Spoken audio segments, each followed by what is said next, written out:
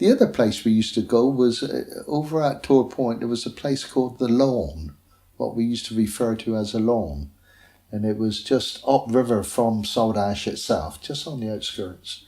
And it was like a grassed field, with a pond that was formed by a wall that had been like a retaining wall that kept the river out, except when there was a high tide, and it would then overflow.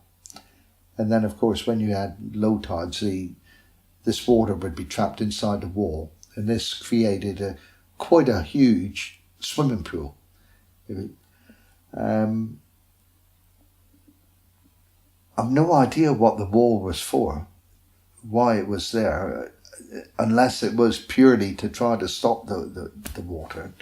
But I don't really know what it was all about. What I do know is that I nearly drowned there, because I remember going over with my mother and our next door neighbour and her children, the Garsides, and the eldest boy, who was about a year younger than me, John.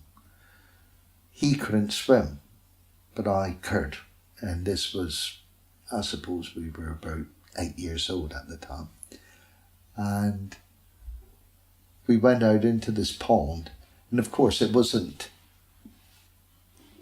rough bottom, just rocky, and it wasn't cemented or anything like that. Like I say, it was just really riverbank with water over it. And I started swimming out towards the wall, where the depth of water, I suppose, at the wall would have been about 6 feet. And I was swimming out, and John started wading out. And I distinctly remember saying to him, "You better go back now," because he was almost up to his neck. But instead of going back, he kept wading out, and all of a sudden he stepped into a pit and, of course, disappeared. So I turned around in the water and could just see his hair floating on the water. So I grabbed his hair, and as I did, he must have pressed off with his feet, and he shot up in the air.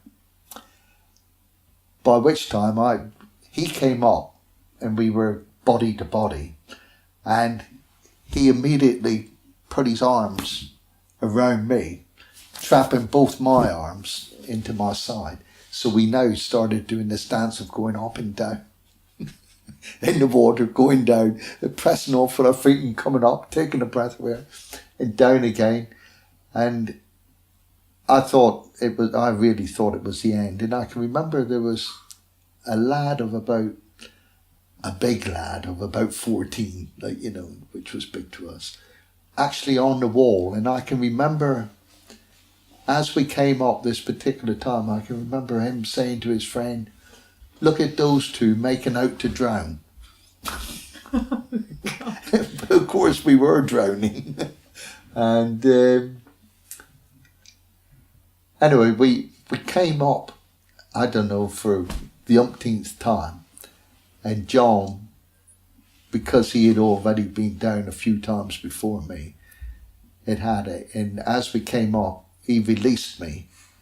And I managed to spin around.